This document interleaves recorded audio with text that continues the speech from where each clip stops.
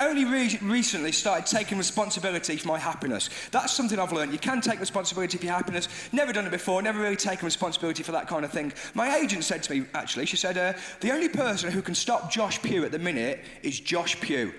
And my first thought was, oh, great, there's another comedian out there called Josh Pugh. It's fucking typical, that is.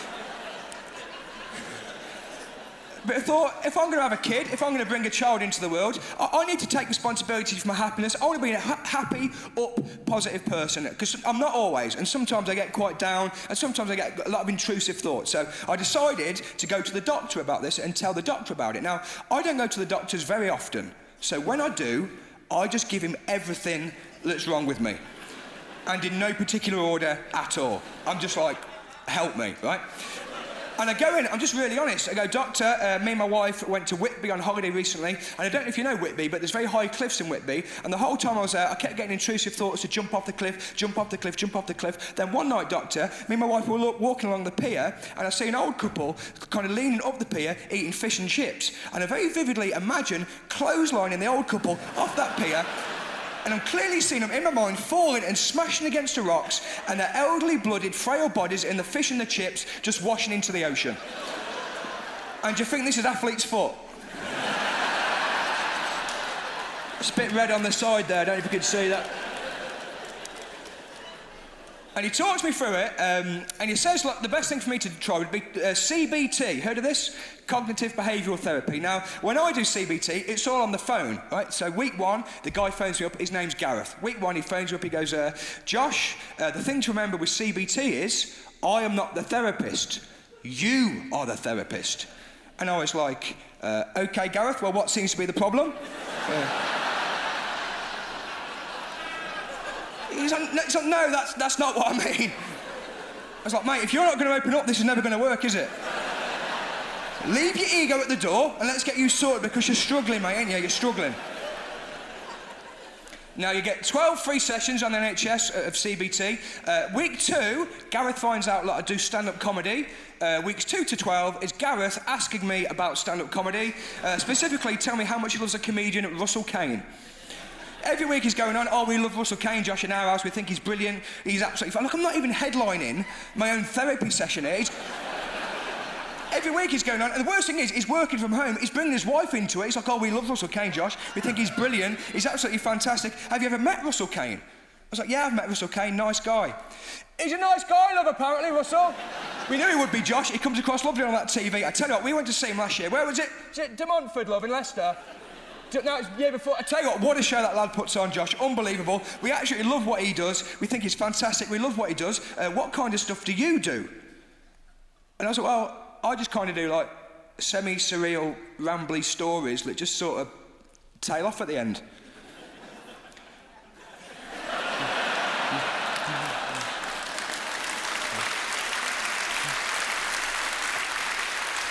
Yeah, not for us, that love, no, we'll leave that, actually, Josh.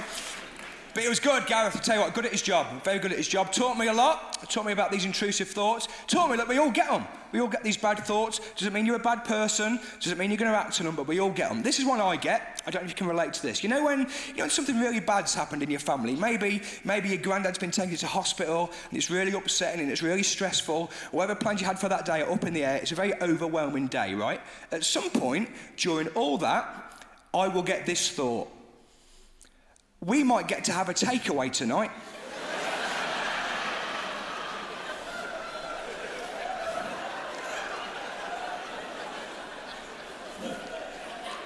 I'm not proud of it, but it comes. And I tell you what, it comes too early as well. I've had it before, it's been put in the back of the ambulance. I'm like, we ain't had a Chinese for ages, have we? Get the menus out the drawer. Yeah, mine, how you go. All the best. Text when you get there.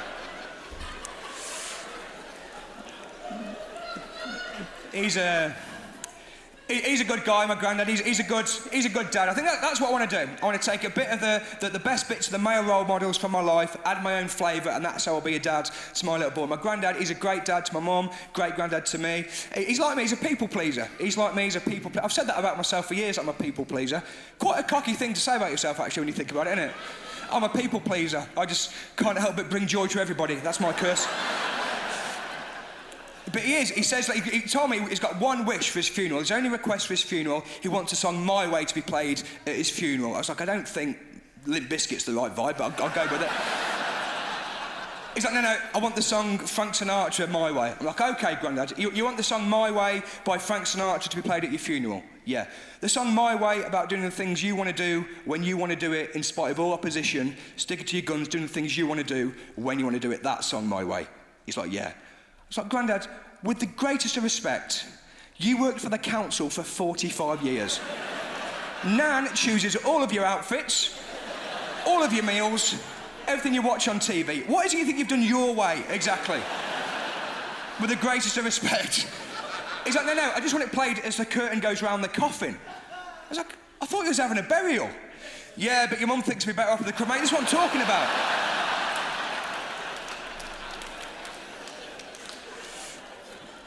I've got a stepdad as well. Not easy being a stepdad. Not as fun as the pornos make it look. I tell you that, it's difficult. It's not all casting couches and fake taxes, I tell you that, it's graft. When he first kind of moved in with us, my stepdad, he gave me and my sister this talk. He said, listen, kids, I'm not here to replace your real dad. And we were like, well, what the fuck are you here for then? You just moved in with a random family. We need school shoes, pal. Get your hand in your pocket, you got a job on here. But it was great. I take a bit of what my stepdad did, and I've got a phrase. My stepdad used to have this phrase that he'd say, whenever I'd done something wrong, I don't know if your parents ever used this on you, but whenever I did anything wrong as a kid, he'd always say, I'm not angry, I'm just disappointed. You get that one? I'm not angry, I'm just disappointed. And I would think, good. What a relief that is. I would take disappointment over anger any day of the week. No one's ever killed anybody in a fit of disappointment, have they? If I said to you guys, as an audience, I've got 2 pit bulls backstage, one of them's angry, the other one's disappointed. I'll give release one into the town, or which one do you want? Disappointed one. He's a good boy. We'll cheer him up. But what I'll add to the mix, so I take all those things from the male role models of my life. The other thing I'll add, which maybe other men in my family don't do, I'm very good at talking about my feelings. I'm quite open about my feelings. My dad won't do it. My dad doesn't do that. What my dad does with his emotions, I don't know if anyone else's parents or dad or uncles do this, but what he'll do, he'll take all his anxieties, all his worries, all his concerns about the world and the future, and he'll just consolidate all of those as anger, which he'll then channel towards one celebrity that he's chosen to hate for seemingly no reason whatsoever, and every time that celebrity comes on the TV, he just fucking lets them have it. Stephen Mulhern, in my dad's case. Poor bloke's done absolutely nothing wrong. Every time he comes on the TV, oh, this prick again, he's everywhere, he is. He's haunting me. But that's what he'll do. He'll displace. He won't talk about it. He'll displace. I get back from school one day, right? My dad's in the garden, topless, bonfire, just burning stuff. Just burning his own possessions. My mum goes, oh, your dad's not communicating. I'm like, he's fucking telling you something, isn't he? Read between the lines, things are on fire. I think he's having a bad time.